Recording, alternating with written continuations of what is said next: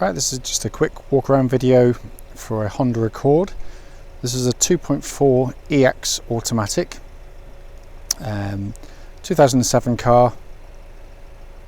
This particular vehicle just had the one private owner, plus it was a Honda demonstrator or Honda owned car prior to that, so lovely ownership, fully serviced by Honda, and it's in really lovely condition. It's a very genuine car.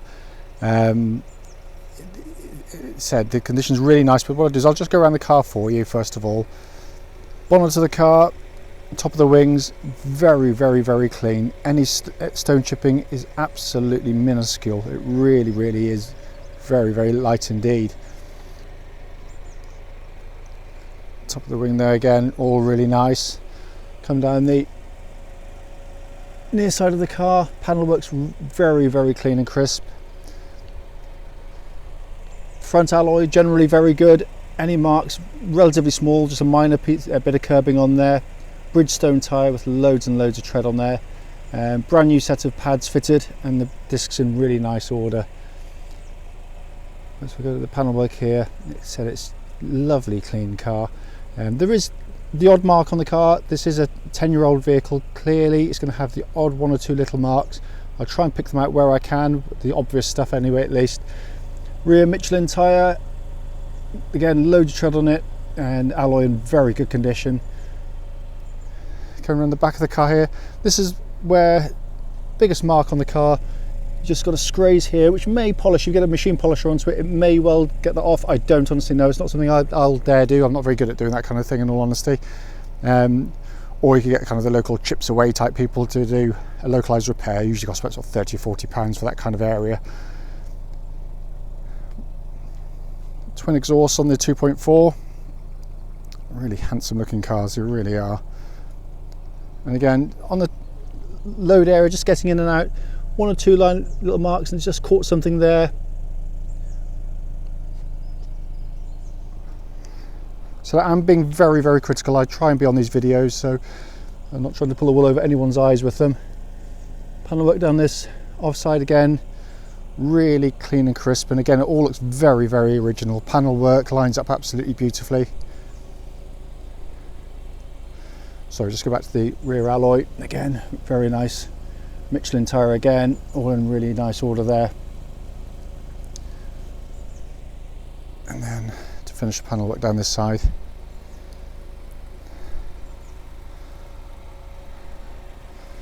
and final alloy on the front, again just a tiny bit of curbing on there. So one of the spokes I can see a little bit as well. Again, a Michelin tyre, so really good brand tyres all around on the vehicle. But overall, a really nice, genuine car. Not been kind of tarted up or anything. It's just a really good looking vehicle in very good condition for its age and mileage. So on these Accords, obviously they have an electric tailgate that can be operated in 3 different ways. You can just do it conventionally by doing it by hand, by pulling the lever and slamming it closed. There's a button inside the car and near the driver's knee, which you can press and hold and do that. Close it by pressing the same button or button on the tailgate, or you can press and hold the one on the key fob, which I've got in my hand now, to open it up and to shut it, but it all works absolutely beautifully.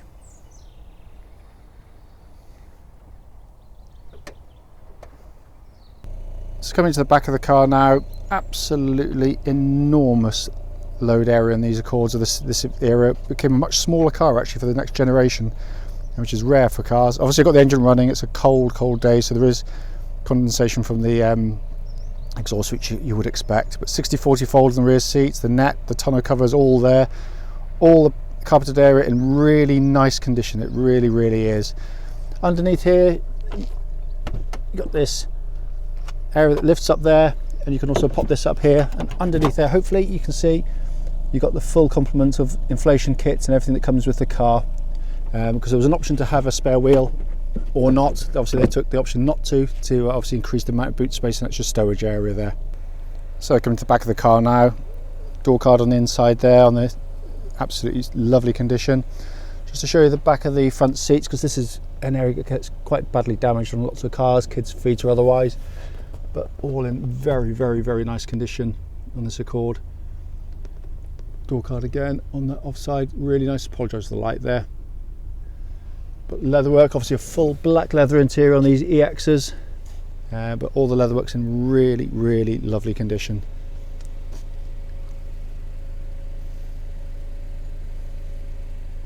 Full complement of original mats fitted to the car as well. So again, all in really nice condition. Coming to the front of the car now, driver's door card, again, all in very nice order. Very little signs of wear on the car. These are really nicely made cars. Obviously driver's mat, pedal area. Then we've got the electric driver's seat adjusters there. Driver's seat is in fabulous conditions, hardly anywhere, even on the bolsters there, getting in and out. You normally expect to see some of the paint taken off the leatherwork, but that's in fabulous condition, much better than most.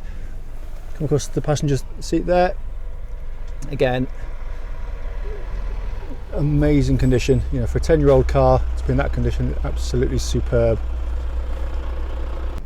Also, just to show you, on the EX models, you get an electric sunroof, all working absolutely perfectly. Tilt it up, close it, or you can slide it back. Sorry, I'm trying to do this with one hand whilst looking at the video, not always easy, but all working absolutely beautifully. So inside the car now, engine's running as it has been all the way through in this video. Just to quickly show you down here, got the original lock and wheel nut key and Honda's owner's manual pack for both the car and the sat-nav system of the vehicle. Coming out to the dashboard, in absolutely beautiful condition, all functioning absolutely perfectly. Display up there for temperature and time, and obviously sort of other information as well. Coming down here, sat-nav system, again, all working beautifully. Really nice, simple and easy to use. If you just want to use the air conditioning, press it on there. It's all touch screen, so dead easy to operate. Air conditioning works beautifully, kicks in and out exactly as it should. Again, an audio system of the car works absolutely perfectly. But it's lovely, simple and easy to use. Dual zone climate control system, again functioning really nicely. This one here is just the DVD drive for the sat-nav there, but it's all in fabulous order. Heated seats, again, all working really nicely on the car. We sort of check these out before the car goes. Gear lever gaiter, again, all in really nice condition. Cup holder down there, again, all been kept. It's just a sign of really nice ownership. It didn't take very long to clean the car at all, in all honesty. You know, it was in such nice condition. Coming into the dashboard there, you can see 89,758 miles. Engine's running, no warning lights on the car.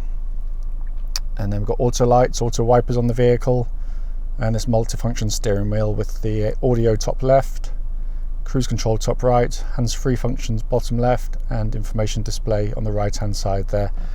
Then down here, obviously control panel for electric windows, wing mirrors, all working absolutely beautifully. Just quickly show you, mirrors folding exactly as they should, which they pretty much always do, but it's just nice to see them in operation. So finally, just to show you under the engine bay, always sounds much noisier when you're stood here. So on the video than when you actually stood here rather. Wonderful engines, really nicely presented engine bays you'd expect from Honda. Very powerful, very potent unit, cam chain driven, so there's no cam belts to change on these cars, and a reputation for reliability, you know, genuinely absolutely unmatched by any other manufacturer. What should follow after this will be a road test of this very car. Right, this is a quick road test video. This is for a Honda Accord. This is a 2.4 EX automatic car. This particular car is registered at RF07FLH, and mileage at the start of this road test is 89,745 miles. The reason we do the road tests is really we want customers to see the cars in operation prior to coming to see us. Clearly that way we can relay anything back to the car, on the car rather, that may be worth mentioning, good, bad or otherwise. And I do pick up, and I am critical on the cars on the road tests, as many of my previous videos will verify. The fact is now that customers are coming from much further afield, such as the kind of the power of the internet and the search engines. We just feel it's right that you should see the car, and it is the very car that you're seeing in the advert, in operation. Also worth pointing out, the road tests are done on the same roads just outside our premises, so should be representative, obviously, clearly what anyone should feel themselves when they come and see and drive the car. Also worth pointing out, this is, well, it's now 8:30, so in theory it's rush hour, and it's a stark contrast, or in stark contrast rather, to where we used to work in Bristol, where, as fine city as it may be, test drives used to be an absolute nightmare. People getting in, pardon me, cars strange to them, a strange city, busy roads. It wasn't actually that enjoyable for them. Here you'll be driving on very quiet roads, and you'll be able to concentrate on the car itself rather than worrying about what lane to get in. Brief background to the car, as you probably know from the advert. Wonderful ownership and service history on the vehicle. Being predominantly looked after by the Honda dealers, and you can tell that as soon as you drive the car, because it's absolutely as tight as a drum. Having said I'll be critical of the car, I'm going to be brutally honest. There's not going to be a lot to criticise on the car. A couple of things we picked up on the PDI which we've attended to, but more of that in due course. So starting with the engine of the car, 2.4 litre VTEC Honda engine, absolutely brilliant engines. I'll talk more about the engine and its characteristics later in the video, but suffice it to say, starts instantaneously, settles to an utterly even idle, very smooth. All its horsepower is still there. It pulls like an absolute train. They really pull hard, these engines. But a wonderful unit. There's no warning lights on the dashboard relating to the engine or any other part of the car for that matter. Its operating temperature, a third of the way up the gauge, which is exactly where it wants to be on a Honda car. But yeah, engine absolutely spot on. This is, realistically, it's only a third of the way through its life. The engines, they are unbelievably tough with just basic servicing.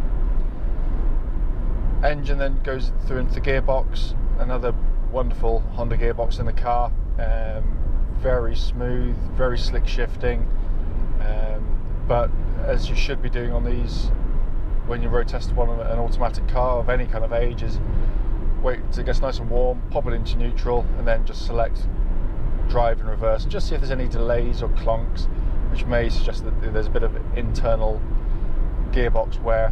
But there's absolutely nothing on the car at all. It's all in absolutely fine order.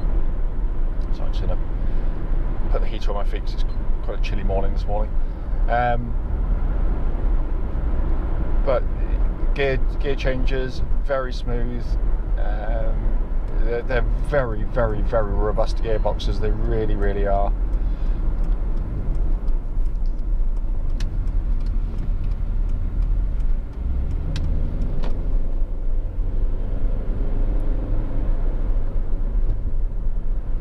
Driving along, the car tracks absolutely bullet straight. There's no vibrations coming back through the steering wheel. It's in all honesty, to try to detect any wear in the car, but there's nothing in the steering. They are beautifully set up steering on these Accords. Conventional hydraulic steering as opposed to the electronic or electric power steering of later models, and I love this steering. Again, more of that in due course as well, but I can't find any wear in it at all. It's tight, really tight. Likewise with the chassis of the car, suspension. No, that's why I've just gone up that road. Incidentally, it's one of the worst road surfaces around here, which I also take people up on road test. So if you're going to get any issues with any suspension noises, joints, little drop links, struts chattering away underneath, not unsafe necessarily, but really annoying and make a car feel very old and tired. But this is incredibly original. No noises being drummed up at all. Driving at the legal limit now. There's no wind intrusion from seals that might have been damaged or otherwise on the car. It's a very nice, quiet, refined car. But annoyingly, if you get someone skagging a door seal on a quiet car, then you can have a lot of wind hiss come in, but there's nothing on there. Cruise control works perfectly on the vehicle, just check that for you. But that's all in final order. I don't ever expect there to be an issue with them. I've never had an issue with them, but it's always worth checking. Looking around inside the car, in fantastic condition. A beautifully built car. They really are fantastically well made vehicles. Not a hint of a squeak or buzz trim or rattle from the interior of the car. You know, I love the simplicity of the interior. It's just a car you can just jump in, drive, but every single switch you press has got a very high quality feel to it. From you just pressing sort of buttons down here, it's like pressing buttons on a very high quality sort of Japanese camcorder, or you know what they used to call them in those days. But it's just the actuation of the switches, which is just so beautifully damped and manufactured. Something, you know, sort of quite often overlooked. You know, when they look at build quality on cars, you know, they always rated this kind of the VW Passats and Audi A4s, you know, because they've got big thunky doors, which is it's all engineered in to make them sound funky, by the way. But they don't hold together like this. The paint falls off their switches, whereas it doesn't off these cars. They are brilliantly made cars. Sat nav system, nice, simple, easy to use, all working perfectly as you can see there. Dual zone climate control, again working absolutely as it should. All the functions dead simple to access, so you can put your air conditioning, audio on there as well, and it's all just push of a button, and just you're not taking your eyes off the road to do it. Pixelation on the display further up, again absolutely spot on. Not really an issue on the Accords, but it's again just point out that it's all in really good working order. So I'm just going to do a little U-turn now if I can find a space in here, yeah, because it's kind of like the halfway point.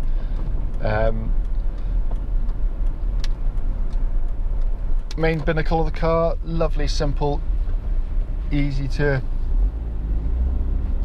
read dials on the car.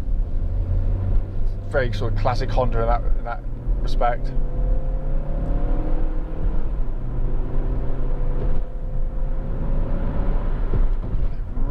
Really pick up speed well, these cars, they really do. But all the gauges, sorry to come back to those, work absolutely beautifully. Everything I pressed has worked absolutely exactly as they should. Folding mirrors, wing mirrors, sunroof on the car, you know, all working beautifully. To come back to the dynamics of the car, I've maintained in previous videos, and I still maintain to this day, I think this is one of the very best cars Honda ever made. It is a true Honda car. They didn't go down the heavy 6-cylinder route to get 190, nearly 200 or nearly 190 horsepower or so out of the car. They got a 4-cylinder engine with balancer shafts, VTEC, very fuel efficient. You know, on this brief test drive, I literally just, I've been trying, I've got 42.5 miles to the gallon.